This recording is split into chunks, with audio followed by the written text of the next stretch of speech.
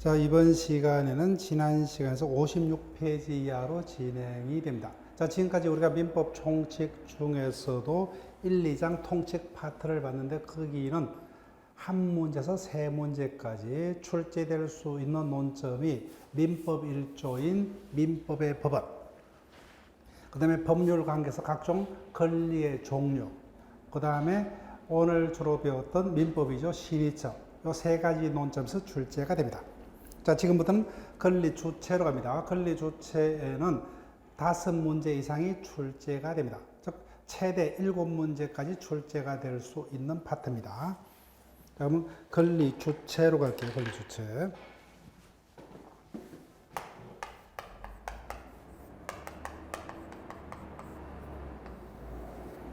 권리란 일정한 이익을 누릴 수 있도록 법에서 주어진 힘을 권리. 이와 같은 권리를 가질 수 있는 자가 누구냐, 그죠? 이를 권리의 주체라 합니다. 권리 주체는 두 명밖에 없어요. 우리와 같은 육체적 존재인 자연인과, 그 다음에 뭐요? 법에서 권리 주체로서 인정한 단체인 법인 두 명밖에 없습니다. 당연히 권리를 가질 수 있는 자는 의무도 부담할 수 있죠. 즉, 정확하게는 권리 의무의 주체가 됩니다. 그래서 자연인에 대해서는 3조에서 규정을 하고 있고 법인에 대해서는 34조에서 규정을 두고 있습니다.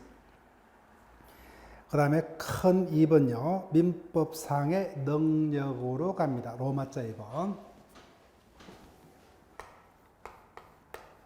능력이라는 단어 자체는 우리가 일상생활에서 쓰고 있는 의미하고 똑같습니다. 무엇을 할 수 있는, 무엇이 될 수 있는. 그럼 수식어를 붙여봅니다. 앞에다가 권리자가 붙었다, 그죠?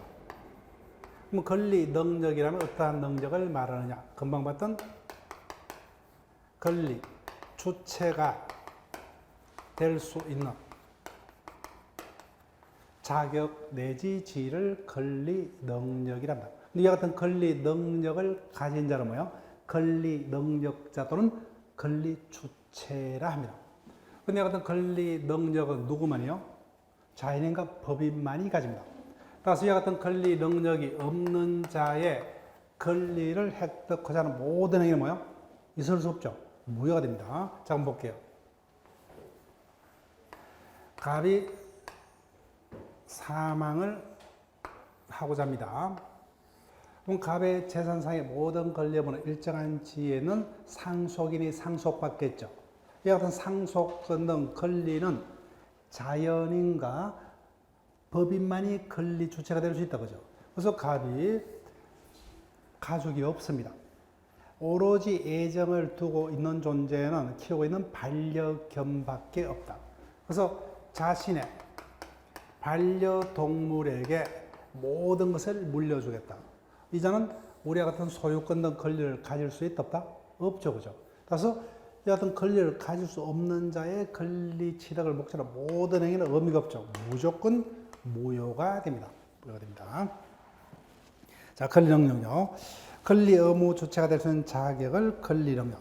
이와 같은 능력자를 권리 능력자 또는 권리 주체라고 자연인과 법인 두 명밖에 없다, 그죠? 따라서 효과. 이와 같은 권리 능력 없는 자의 권리 획득 목적의 모든 행위는 있을 수 없죠. 따라서 무조건 무효가 됩니다. 자, 그러면 우리가 민법은 사법이라 했다, 그죠? 따라서 사적 자치 이념이 지배하고 있기 때문에 민법상의 조문은 원칙 임의법규적 성질을 가진다. 다만 예외적으로 일정한 규정은 누구나 지켜야 되는 강행법규에 해당한다고 했습니다. 그래서 권리 능력에 대해서는 자연인은 3조에서 규정을 하고 있고 법인은 34조에서 규정을 하고 있다. 근데 이 같은 권리 능력을 누가 가지느냐, 그죠? 그 범위는 어디까지냐에 대해서 당사자 합의로 달리 정할 수 있게끔 내버려 둘 수 있다, 없다? 없겠죠, 그죠? 따라서 이와 같은 어떤 기초적인 어떤 법률 제도는 당사자의 자유로운 의사에 맡겨둘 수가 없다. 만약에 자기들의 합의로 뭐요? 권리 능력 있는 자, 없는 자를 마음대로 창설할 수 있다면 엄청난 복잡한 법률 문제가 생길 거다, 그죠? 그래서 체크할게요. 이와 같은 권리 능력하는 민법 규정은 임의법규다, 강행법규다. 강행법규라고 적을게요. 강행법규. 따라서 당사자 합의로 달리 정할 수가 없습니다. 이에 위반되는 모든 약정은 무조건 무효가 됩니다. 자, 여기까지는 아무런 어려움이 없어요. 권리 능력을 가질 수 있는 자는 우리와 같은 육체적 존재인 자연인과 법인밖에 없습니다. 자, 지금부터 중요합니다.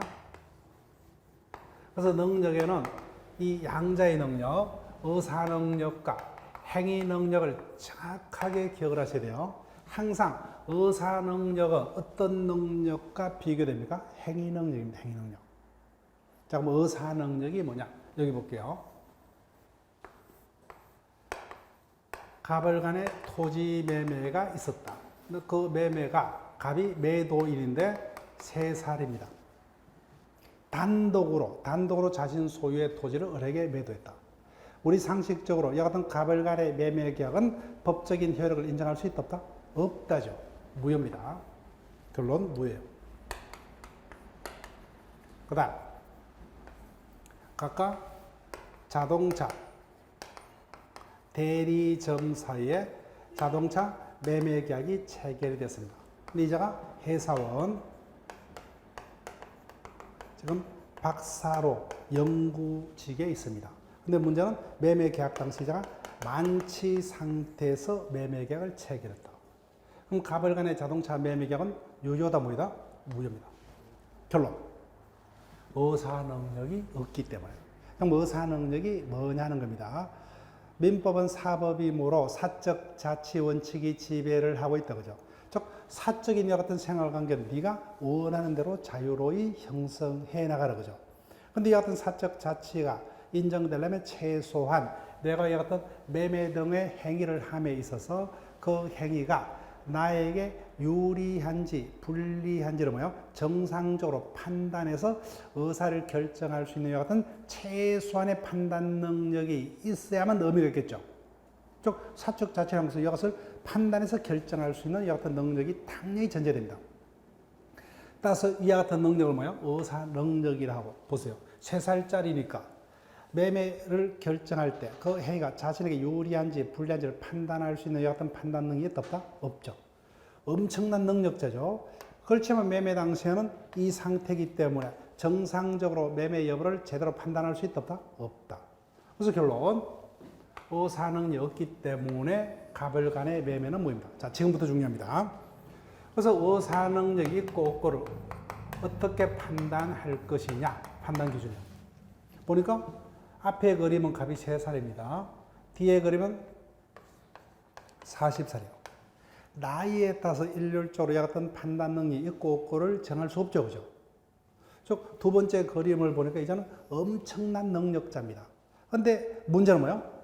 매매 당시에는 만취 상태에 있었기 때문에 판단 능력이 있었다, 없었다? 없었다는 겁니다. 없었다. 그러면 의사 능력은 언제 필요한 능력이요? 매매 등의 행위를 할 때 필요한 능력이요. 따라서 판단 기준. 매매 등 구체적 법률 행위 심하다. 자, 보니까 나이를 가지고 획일적으로 능력의 유무를 판단 못하죠. 그때마다 뭐요? 개인적으로 갑이 매매 당시에 의사 능력이 있었냐? 매매 당시에 갑이 의사 능력 상태에서 같은 매매 계약을 체결했느냐? 그러니까 뭐요? 개별적으로 따로따로 판단한다. 그죠? 그 개개인별로 행위 당시에 그 능력이 있는 상태에서 같은 매매 등의 법률 행위를 했느냐 여부를 개개인별로 따로따로 판단하기 때문에 법에서 일률적으로 나이 등을 기준으로 누구는 이와 같은 능력이 있고 그걸 획일적으로 기준을 정해둘 수 있다 없다? 없어요. 그때마다 개개인별로 따지기 때문에. 그러니까 의사 능력은 규정을 둘 수가 없죠. 그죠? 따라서 의사 능력은 당연히 이와 같은 성질상 명문으로 규정을 할 수가 없습니다. 그래서 해석상 인정되는 능력. 자, 여기까지 볼게요.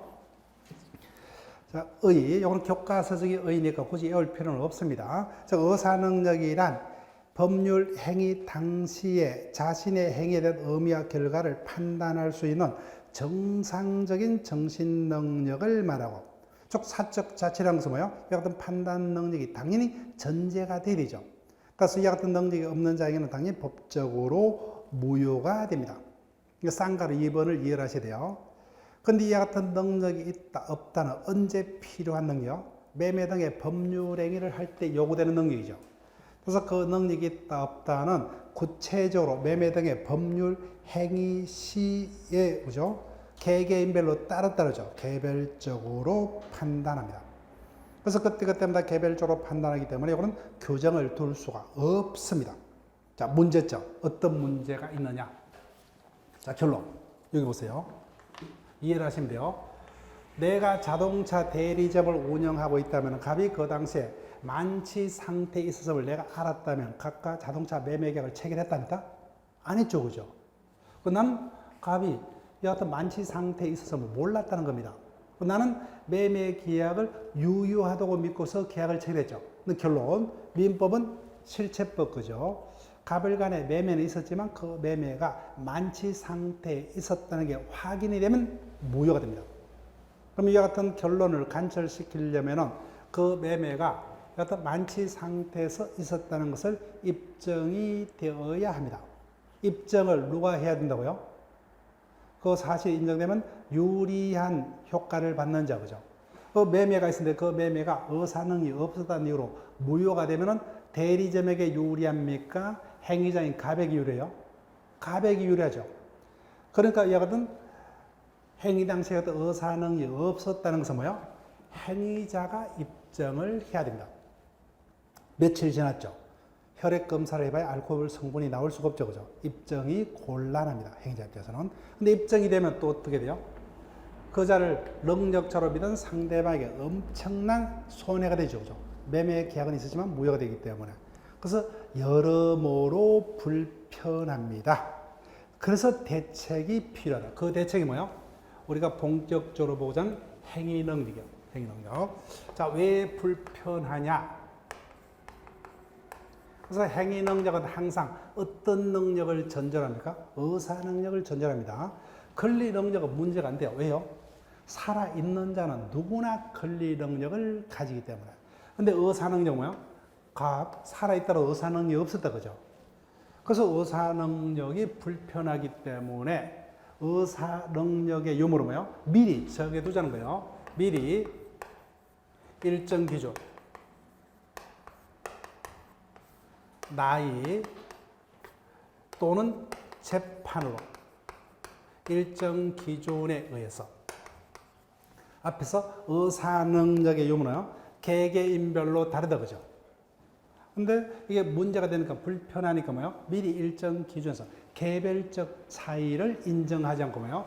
여하튼 일정 기준에서 개인적 차이는 보정하고 획일적으로 뭐예요? 정한 획일화한 객관적인 제도입니다. 객관적인 제도를 행위 능력이라 합니다. 의사 능력은 그때그때마다 개인별로 그 능력 유무를 따지더라고요. 근데 여러모로 불편하니까 행위 능력 뭐야? 개개인의 차이는 인정 안 합니다. 나이하고 뭐야? 재판을 통해서 개인적인 차이는 부정하고 객관적으로 획일적으로 능력의 유무를 정한 능력을 행위 능력. 일반적으로 민법에서 능력이라면 이와 같은 행위 능력을 말합니다. 자, 여기 보세요. 어떤 차이점이 드는지. 그래서 이 부분의 그림과 이 부분의 그림을 다시 돌아가셔가지고요. 쭉 한번 검토를 해보세요. 어떤 차이점이 있는지. 갑을 간의 토지 매매가 있었습니다. 매도인입니다. 그런데 이자가 볼게요. 17세입니다. 근데 박사예요. 행위 능력은 기준이 뭐죠? 매매 당시에 나이가 성년이냐 미성년이냐. 성년 미성년은 몇 살의 기준이요? 19세입니다. 이자 개인적으로 박사예요. 그래서 이자는 능력자입니까? 제한 능력자인 미성년자예요? 미성년자입니다. 개인적인 어떤 판단 능력이 안 따집니다. 안 따져. 두 번째 기준이 뭐예요? 재판입니다. 자, 갑이 35세입니다. 근데 지금 지적 수준은 15세 정도밖에 안 됩니다.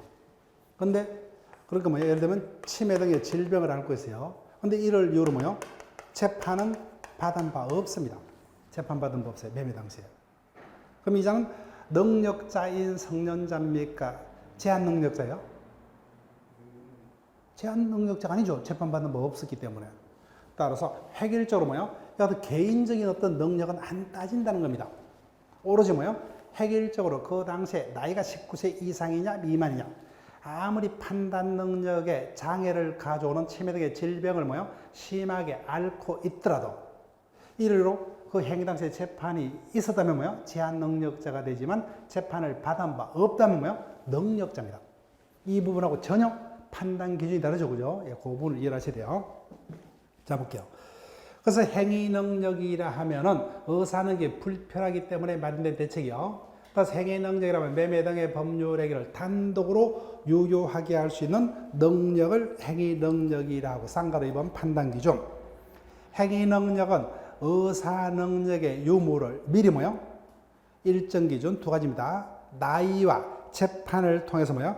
개인적인 차이는 부정한다 그죠? 객관적으로 획일화한 제도를 행위 능력.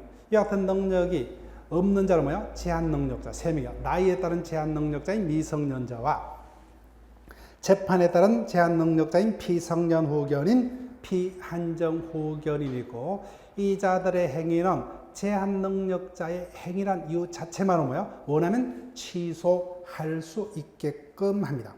법적 성질을 기억하셔야 돼요.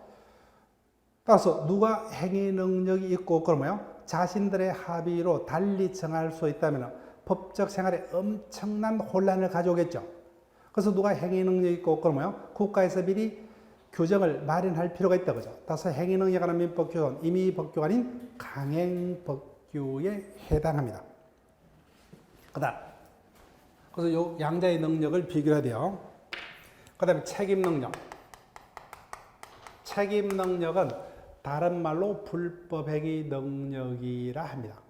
불법 능력. 자, 예를 들어 볼게요. 갑이 예를 들면 5살입니다. 3살로 할게요. 길을 걸어가다가 뭐요? 나이타를 하나 주었습니다. 켜보니까 불꽃이 일어나더라고요. 그죠? 그래서 재미삼아 계속 나이타를 켜고 다니다가 을의 건물을 뭐요? 홀라당 불태워버렸어요. 엄청나게 손해가 생겼죠. 그죠? 그래서 행위자의 행위로 타인에게 손해가 생겼을 때 그에 대한 책임을 질 수 있는 능력을 책임 능력. 따라서 자신의 행위로 타인에게 엄청난 재산상의 손해가 발생했더라도 뭐요? 이와 같은 책임을 질 수 있는 능력이 그 당시에 없었다면 이자는 책임을 지지 않습니다. 여기 타인에게 발생한 자신의 행위는 손해에서 책임을 지기 위해서 필요한 능력을 책임 능력이라 합니다. 그래서 쓰이는 곳만 다를 뿐 의사 능력과 똑같습니다. 자, 볼게요. 갑은 자신이 어떤 나이타를 켜고 을의 건물을 불태운 게 나쁜 짓인지 알아서야 몰랐어요? 몰랐죠. 이 같은 능력이 없다 그죠? 이를 책임 능력 따라서 자신의 행위로 타인에게 이 같은 손해가 생겼더라도 그 행위 당시에 이 같은 책임 능력이 없는 자의 행위에서는 그냥 책임을 지지 않습니다. 그럼 이때는 누가 대신 책임을 집니까? 우리가 불법행위 파트에서 볼 거예요. 원칙적으로 뭐요? 이자를 법적으로 감독할 의무 있는 자가 대신 책임을 집니다. 누구죠? 부모죠. 그죠? 그래서 이 같은 능력을 책임 능력. 그 책임 능력도 의사 능력하고 정도가 똑같아요. 그럼 미리 어떤 자는 책임 능력이 있고 어떤 자는 책임 능력이 없다를 미리 정해둘 수 있다 없다? 없어요. 그때마다 그죠? 행위 당시에 그 능력이 있었더냐. 자, 갑이 살살입니다. 근데 만치 상태입니다. 또는 뭐야? 체면 상태입니다. 체면에 빠져서 이와 같은 행위를 했다. 그래서 상대방에 엄청난 손해가 생겼다. 근데 이자는 체면 상태에 빠져있기 때문에 자신의 애가 나쁜 짓인지 안다 모른다? 모르죠. 그죠? 그래서 이와 같은 책임 능력의 경우도 의사 능력과 똑같이 뭐야? 그때그때마다 개별적으로 판단합니다. 따라서 규정을 둘 수 있다 없다? 없다. 그래서 해석으로서 인정이 됩니다. 그래서 여기서는 뭐요? 권리 능력, 의사 능력, 행위 능력. 특히 의사 능력과 행위 능력에 어떤 차이점이 있느냐를 정확하게 이해하셔야 돼요. 그래서 이 그림을 다시 한번 비교를 해서 복습을 부탁드릴게요. 그래서 넘기면은 우리가 지난 시간에 배웠죠. 권리의 경합이란 단어를 배웠다고 응용됩니다. 경합이라는 것은 어떤 의미요? 권리자에게 두 가지 이상의 권리가 동시에 주어지더라고요. 이것도 똑같아요. 응용하면 돼요. 행위는 하나인데 행위작이 뭐야? 여러 가지 능력이 동시에 문제가 되더라는 겁니다. 동시에. 자, 이거 볼게요. 갑이 단독으로 자신의 토지를 을에게 매도했습니다. 성년자입니까? 미성년자요? 미성년자죠. 그래서 제한 능력을 이로 취소할 수도 있다. 3살짜리는 매매를 정상적으로 판단할 수 있는 의사 능력이 있다 없다? 없죠, 그죠? 즉, 이 사람은 뭐야? 제한 능력자를 위해서 취소도 주장할 수 있고 의사 능력이 없었음을 이로 뭐요? 무효도 주장할 수 있죠. 두 가지가 동시에 생긴다, 그죠?를 경합이라 했죠. 경합. 자, 볼게요. 제 행위 능력과 의사 능력은 그 판단의 기준이 다릅니다. 그래서 행위자의 하나의 행위지만 동시에 뭐요? 두 가지 능력이 동시에 문제가 될 수가 있습니다.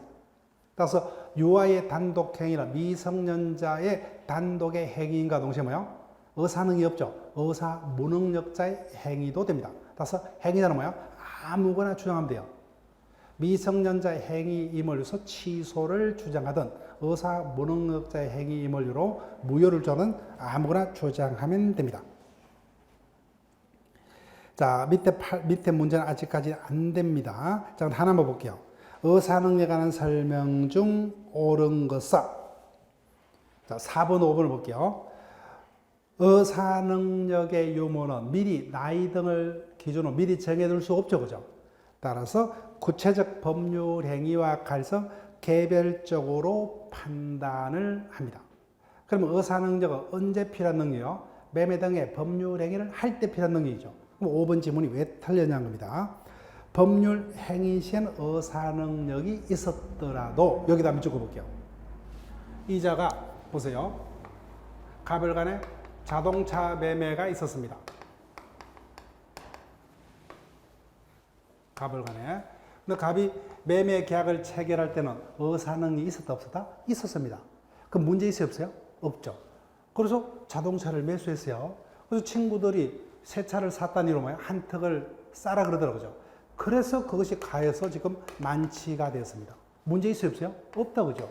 즉 의사능력은 이때 필요합니다. 네, 이때. 그래서 그 당시에 능력이 있는 상태에서 계약을 체결했다면은 그 이후에 의사 무능력자가 되었더라도 뭐요? 이를 이유로 그 법률행위를 취소할 수 있다. 취소 체크해 볼게요. 그래서 통째로 틀렸어요. 의사 능력이 있고 없고는 언제 필요한 능력입니까? 법률 행위 시에. 그 다음에 의사 능력이 없는 자 행위는 취소 문제입니까? 무효 문제요? 무효 문제다, 그죠? 통째로 틀렸습니다. 자, 그러면 매일 문제 3번을 볼게요. 매일 문제 3번 펴보세요. 오늘 나왔던 문제. 자, 민법상의 권리 능력에 관한 설명 중 틀린 것은 1번은 의죠. 권리 주체가 될 수 있는 자격 내지 지위를 권리 능력. 자인인가 법인만이 권리 능력을 가집니다. 그 다음 2번. 외국인도 원칙적으로 내국인과 평등하게 권리 능력이 인정이 됩니다. 3번. 81조에 아직 안 배웠습니다. 청산법인은 청산의 목적 범위 내에서만 권리 능력이 인정이 됩니다. 맞아요. 그 다음 4번. 권리 능력의 개념은 공법상으로도 타당하지만 일반적으로는 민법 등 뭐야? 사법상의 개념이다. 맞습니다. 그 다음 2번.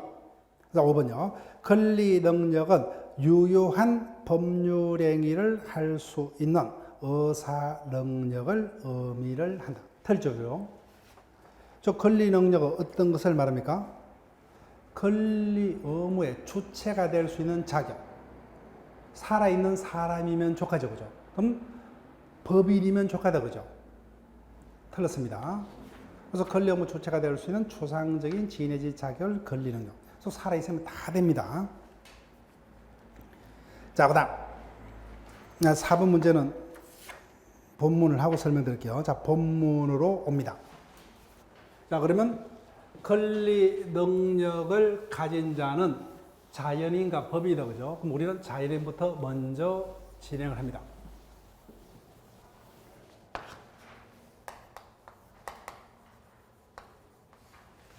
자연인. 자, 볼게요. 3조를 보니까 뭐요? 사람은 생존하는 동안 권리 의무 주체가 된다고 되어 있다. 그죠? 이때 사람은 우리만을 말합니다. 법인은 34조에서 따로 규정을 하고 있기 때문에 3조에서 사람은 우리만을 말합니다. 자연. 그러면 3조에 의하면은 여기에 존재하는 생명체만이 자연입니다. 생존하는 동안 언제부터요? 엄마 뱃속으로부터 태어난 때로부터 언제까지요? 사망하기 전 단계, 요 단계죠. 요 단계 육체적 생명체를 자연인. 자, 그럼 볼게요. 자연인이 되는 원인은 뭐밖에 없어요? 출생밖에 없죠. 그래서 출생치 않고는 자연인이 될 수가 없습니다. 그 다음 자연인의 권리 능력 소멸의 원인도 유일하게 뭐밖에 없어요? 사망밖에 없습니다. 자, 그럼 여기까지 볼게요. 개념 권리 능력 평등의 원칙입니다. 그래서 민법 3조에 하면 생존하는 자연인은 권리 의무 주체가 된다 이렇게 정하고 있죠. 남녀에 따른 나이에 따른 차별을 두지 않다 그죠. 따라서 자연인에게만 하면 누구든지 평등하게 권리 능력이 똑같이 인정이 됩니다. 그다음에 마지막 줄 앞에서 했다 그죠. 이 같은 권리 능력에 관한 민법 규정은 합의로 달리 정할 수 없는 강행법규에 해당합니다. 자, 옆에 큰 2번. 그러면 언제부터 자연인은 권리 능력을 취득하냐? 당연히 뭐요? 출생해야만 자연이기 때문에 출생을 해야 됩니다. 그래서 언제부터 출생이냐? 여러 가지 견해가 대립되지만 굳이 열 필요 없어요. 엄마 뱃속으로부터 신체가 전부 노출했을 때가 통설에 해당합니다. 자, 2번요. 그럼 출생하면은, 자, 여기 볼게요. 출생 신고를 해야 되죠. 자, 법 명칭은 바뀌었습니다. 우리가 친숙한 게 호적법이죠. 그죠?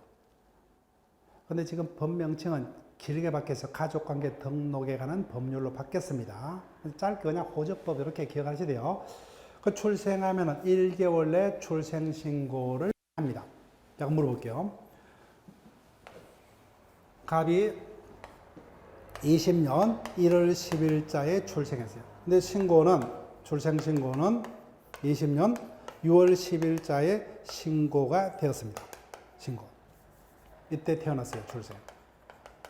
그러면 갑은 신고된 날에 비로소 자연인이 되는 겁니까? 실제 태어났을 때 자연이 되는 거예요? 이때죠, 그죠? 그래서 출생 신고로서 비로소 뭐예요? 그 자에게 권리 능력이 새로 생긴다 그죠? 이런 뭐예요? 창설 또는 발생이란다 그죠?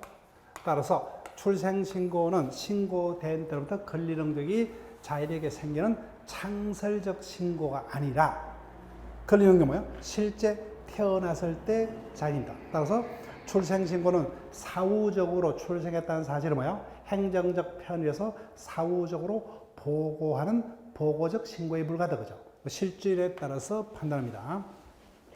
그 부분. 그다음 권리 능력의 종기입니다. 법적으로는 출생보다는 뭐예요? 사막의 시가 더 중요합니다. 언제부터 잔존 배우자가 재혼할 수가 있느냐? 사망자의 재산 누가 상속받느냐 그죠? 이런 것들이 더 법적인 문제가 생깁니다. 그래서 자연인의 권리 능력의 소멸을 가져올 유일한 원인은 사망만이 유일하다. 거기다 한번 적을게요. 사망만이 유일하다. 그러면 제가 OX로 물어볼게요.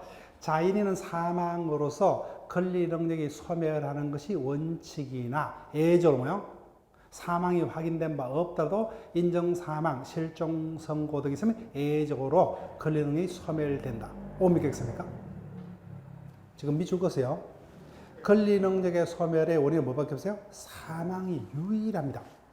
따라서 나머지 인정사망제도라든지 실종선고제도는 권리 능력의 소멸의 원인이 될 수가 없습니다. 사망만 유일합니다. 자, 그러면 사망의 시가 여러 가지 법적인 문제가 생깁니다. 그 사망의 시기와 관련해서는 다툼이 있습니다. 의료계에서는 장기이식 등의 어떤 편에서 내사설을 주장하지만 법률에서는 뭐요? 이와 같은 어떤 법적인 여러 가지 혼란을 먹기 위해서 둘째 줄 마지막에 심장이 멎었을 때를 사망의 시점으로 보는 게 통설입니다. 심장이 멎었다 그죠? 그럼 심장이 멎었다 여부는 뭘 봐야 확인이 가능해요? 요거다, 그죠? 그래서 시신을 확인치 않고는 사망 여부를 최종적으로 확인할 수 없죠, 그죠? 심장이 멎었을 때 맥박 종지설이 통설입니다. 시신을 확인해야 돼요. 그래서 3번 보세요. 앞에서 출생신고는 출생의 사실을 사후적으로 보고하는 의미밖에 없다 그랬죠. 사망신고도 똑같습니다. 사망자가 있으면 일정 기간 내에 사망신고를 해야 되겠죠. 자, 볼게요. 갑이 지금 현재 서울역에서 살아 있습니다. 근데 뭐요? 호적부에, 가족관계등록부에 요 날짜에 사망신고가 되었습니다. 그렇지만 현재 뭐요? 현재 노숙을 하고 있습니다. 그럼 갑은 살아있는 자입니까? 죽은 자요? 지금 노숙하고 있다 그러세요. 살아있는 자입니까? 죽은 자요? 살아있는 자입니다. 살아있는 자. 다 사망 여부도 뭐요? 사망 신고가 아닌 실제의 사망 사실로 권리능력이 소멸할 뿐이요. 호적부의 사망 기준은 뭐요? 사망자로 추정할 뿐. 잘못되면 뭐요? 서류를 고쳐 잡으면 되죠, 그죠? 그래서 실제 사망 시점이 권력 소멸이지 사망 신고에서 비로소 사망되는 게 아니다, 그죠? 그래서 출생 신고하고 똑같이 보고적 신고에 불과합니다. 잘못됐으면 그것을 바로 잡으면 돼요. 자, 그다음 쌍가루 2번요. 사망의 법적 효과. 그래서 자일인의 권리 능력의 소멸의 유일한 원인은 사망밖에 없죠. 그럼 권리 능력이 소멸되고 상속의 개시, 유언을 했다면 유언의 이력 발생, 혼인이 있었다면 혼인관계가 소멸하고 기타 여러 가지 어떤 법적인 문제가 생깁니다. 쌍가루 3번요. 이 부분 이해를 하셔야 돼요. 그래서 자연인의 권리 능력의 소멸의 유일한 원인은 사망, 시신 확인 방법밖에 없습니다. 그런데 문제는 뭐예요? 사망의 입증이 곤란한 경우가 있다. 이에 대한 대책을 마련해야 됩니다. 자, 순서를 바꿔볼게요. 넘기면 인정사망제도와 실종선고제도가 있습니다. 사망의 입증 곤란구제제도, 입증의 곤란을 구제하게 한 제도. 첫 번째 인정사망, 그 다음에 실종선고입니다. 자, 양자는 다릅니다. 다만 공통점이 묶으셔가지고 시신이 확인되지 아니했다. 옆에다 적당한 곳에 적으세요. 시신이 확인된 바 없어요. 자연인의 권리 능력의 소멸의 유일한 원인은 뭐밖에 없어요? 사망. 시신을 확인해야 돼요. 근데 인정사망제도는 실종선고제도 뭐요? 시신이 확인되지 않습니다. 자, 어떤 법적인 문제가 생기느냐?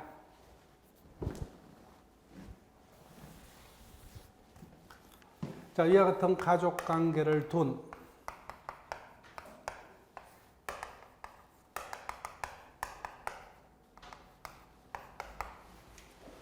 갑이 어느 날 해일로 파도에 휩쓸려서 태평양 바다로 떠내려갔습니다. 시신 못 찾아졌죠. 근데 이와 같은 대원칙을 고집하는 순간 시신이 발견될 때까지는 잔존 배우자는 재혼할 수 없고 상속인은 상속받을 수 없고 거제에 대한 채권자 등 권리자는 뭐요? 자신의 채권을 실현시킬 수 없다. 그래서 갑을 둘러싸고 있는 이런 자들에게 엄청난 고통을 주고 있다, 그죠? 따라서 시신은 확인된 바 없지만 이런 자들의 재혼 상속에 있던 법적 문제를 해결할 목적으로 법적으로 이 자를 뭐요?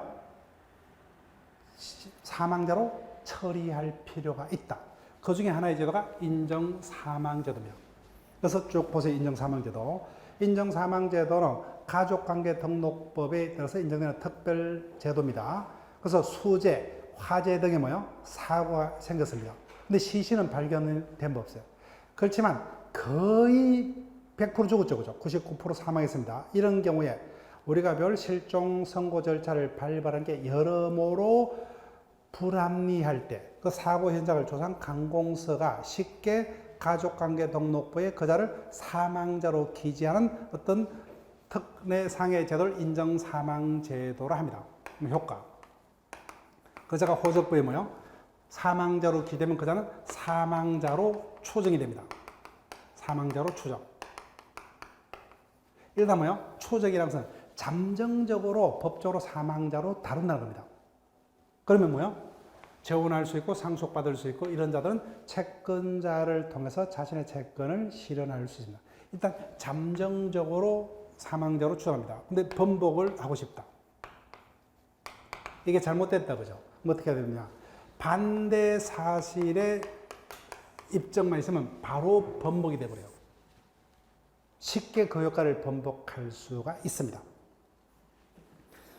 자, 그 다음에 실종선고제도로 갑니다. 실종선고제도요. 그래서 똑같습니다. 갑이 어느 날 뭐요? 자발적으로 집을 떠났습니다. 그날로부터 뭐요? 가족들에게 소식이 끊겨서 그래요. 살은지 죽은지가 판명이 안 된다 그죠? 똑같이 어떤 대원칙을 끝까지 고집하는 순간 똑같은 법적인 문제가 생깁니다. 그래서 이자가 뭐요? 실종자가 생사불명 상태가 일정 기간 계속이 된 경우, 일정 요건 하에서 뭐요? 법원의 재판으로 재혼 등에 필요한 범위에서 그자를 사망자로 간주하는 제도. 그래서 실종 선고가 있으면 그자는 뭐요? 일정 범위 내에서 사망자로 간주됩니다.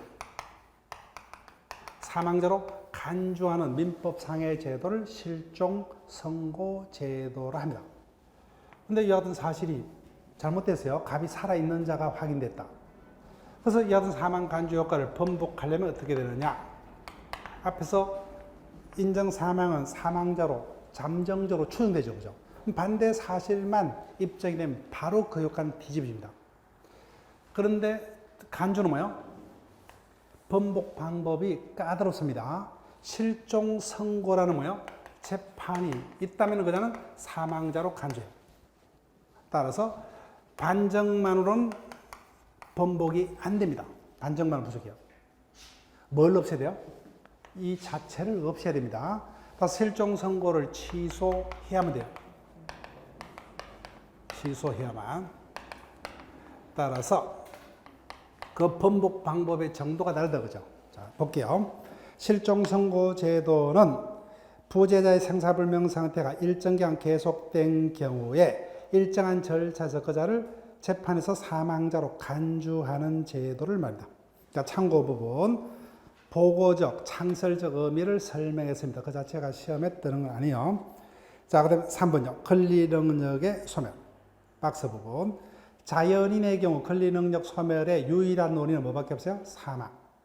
시신을 확인해야겠죠.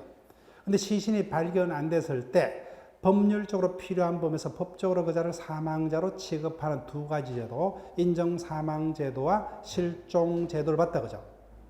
이와 같이 잔존 배우자의 재혼 등의 어떤 법적인 문제를 해결할 목적으로 일정 범위 내에서 뭐요? 법적으로만 사망자로 초정 내지 간주만 할 뿐이다 그죠? 잘못됐으면 번복이 가능하죠. 따라서 절대로 이 같은 인정사망제도, 실종제도는 권리능력 소멸 사유가 아닙니다. 법적으로만 뭐요? 일정한 범위 내에서 사망자로 추정되지 간주만 할 뿐이에요. 그럼 4번 양자의 차이점이요. 법조문상으로 추정은 뭐요? 어떻게 규정하느냐? 추정한다로 표현합니다. 항상 요 단어 주의하셔야 돼요. 추정은 뭐야? 항상 추정한다로 조문을 적습니다. 그런데 간주는 뭐야? 어떻게 표현하냐? 본다로 규정합니다. 본다. 그래서 실종 선고가 있으면 뭐예요? 그자는 사망한 것으로 본다로 되어 있습니다. 본다. 그럼 왜 강조하느냐? 양자는 뭐예요?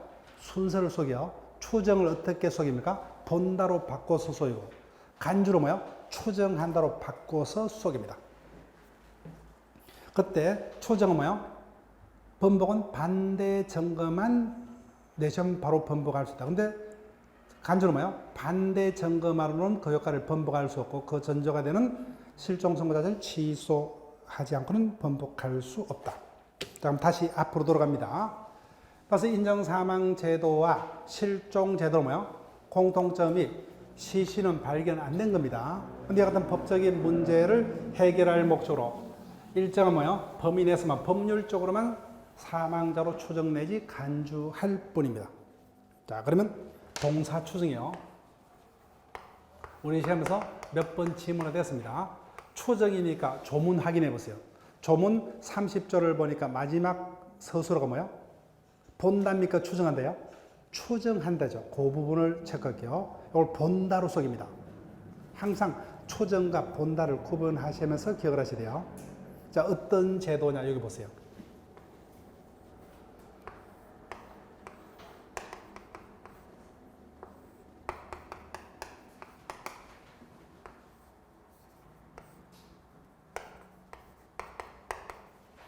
자, 이와 같은 가족관계를 두고 있는 갑이 사망합니다. 그러면 갑의 재산 누가 상속받느냐 그죠? 먼저 배우자는 무조건 1순위자입니다. 1순위자가 있다면 뭐예요? 이하자들은 상속권이 없습니다. 그래서 배우자는 무조건 1순위. 직계비속이 있으면 뭐예요? 직계비속도 1순위. 그래서 1순위자가 2명이죠. 그래서 공동으로 상속받습니다. 그때 사망자의 모임 뭐예요? 직계존속은 2순위입니다. 2순위. 한 분도 상속 못 받아요. 따라서 갑이 사망했을 때 나머지 자들이 모두 살해되면 뭐예요? 이런 자들이 1순위로 상속받고 2순위인 모는 한 분도 상속 못 받습니다. 근데 문제는 이 자를 뭐예요? 상속받는 자를 상속인하죠. 갑을 어떻게 제목 붙여요? 피자를 붙입니다. 피상속인. 피는 접두어예요. 접두어. 뭐 구체적 의미를 생각하지 마시고 사망한 자를 피상속인, 그 자의 재산을 물려받은 자를 상속인이라 합니다. 근데 문제, 상속인이 상속받으려면 뭐예요? 논리적으로 누구보다 피상속인보다 오래 살아야 됩니다. 따라서 이 자가 먼저 사망했다면 상속권이 없습니다. 근데 문제는 둘 다 사망했어요. 그때 갑이 먼저 사망했다면 뭐예요? 부인과 자식이 공동으로 상속했다가 A도 사망했기 때문에 이젠 A의 재산은 누구만이요? 그러니까 엄마밖에 상속인이 없죠. 결론 단독으로 상속을 합니다. 한 푼도 못 받아요. 그런데 문제는 A가 먼저 사망해버렸다. 그때는 상속권이 없죠. 그죠? 그때는 당연히 부인은 1순위입니다. 그런데 문제는 손자가 있을 때는 시어머니하고도 손자를 통해서 매개가 되지만 며느리하고 시어머니는 완전히 남남이죠. 그죠? 원래는 2순위자지만 이와 같은 경우는 정책적으로 순위를 뭐야? 1순위로 올려줍니다. 그래서 이 경우는 며느리하고 시어머니가 공동으로 상속을 하게 됩니다. 결론. 둘 다 사망을 했을 때 누가 먼저 죽었냐에 따라서 뭐야? 상속인이 달라집니다. 달라요. 그래서 각각 뭐야? A가 동남아 여행 갔다가 둘 다 사망했습니다. 둘 다 사망했어요. 앞에 인정 사망과 실종과 다른 점이 뭐예요? 사망은 확인됐습니다. 시신이 확인됐어요. 시신이 확인됐어요. 따라서 갑의 권리 능력은 종국적으로 소멸했습니다. 소멸했어요. 그런데 문제는 사망했는데 사망의 선우가 판명이 안 됩니다. 그때 30조가 없을 때는 어떤 불합리가 있느냐? 먼저 주장한 자가 임자입니다. 그래서 을이 뭐요? 갑이 먼저 죽었다 주장해서 결론적으로 공동으로 상속했다가 자식도 죽었죠. 독차지합니다. 근데 일단은 뭐요? 이를 뒤집으려면 어떻게 돼요? 시어머니가 손자가 먼저 죽었다는 사실을 입증을 해야 됩니다. 입증이 가능하다, 불가능하다? 불가능하죠. 그죠? 여러모로 불합리합니다. 그래서 이와 같은 불합리한 문제를 시정할 목적으로 84년도에 30조를 신설했어요. 신설. 그래서 이와 같이 복수의 사람이 뭐야? 동일한 위난으로 사고를 이렇게 이해하시면 되죠. 사망했을 때, 사망의 선호가 확인이 안 될 때 이와 같은 문제점을 뭐야? 해결할 목적으로 이와 같은 자들은 뭐야? 동시에 사망한 것으로 추정합니다. 그럼 효과. 동시에 사망한 자 사이는 상속이 일어나지 않습니다. 결론, 갑의 재산은 누구와 누구 간에? 시어머니하고 며느리가 공동으로 상속합니다. 추정이니까 뭐예요? 반대 증거를 내시면 번복할 수 있죠. 그죠? 이렇게 됩니다. 자, 볼게요. 30조. 2인 이상이 동일한 인으로 사망한 경우는 동시에 사망 추정입니다. 항상 추정은 추정한다로 적습니다. 본다로 이렇게 속입니다. 자, 그래서 효과, 니은. 동시에 사망한 자 사이에는 상속의 문제가 일어나지 않습니다. 자, 그 다음에 60페이지로 갑니다. 태아의 권리 능력요. 그래서 자연인은 생존한 동안 권리 의무 주체가 된다, 그죠? 그래서 출생한 때로부터 사망하기 전 단계의 육체적 생명체를 자연이랍니다. 자, 그럼 여기 볼게요. 출생하기 전 단계 엄마 뱃속에 들은 생명체는 뭐예요? 자연인이 아니죠. 태아입니다. 자, 지금까지 배웠어요. 권리 주체는 누구만이요? 이미 태어난 자연인과 법인밖에 없죠.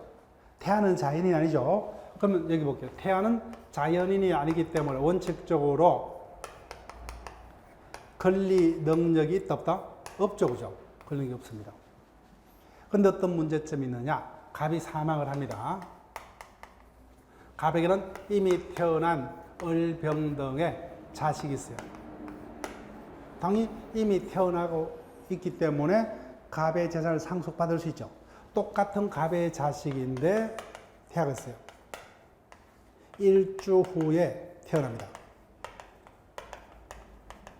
갑의 사망 시에는 자연인이 아니죠.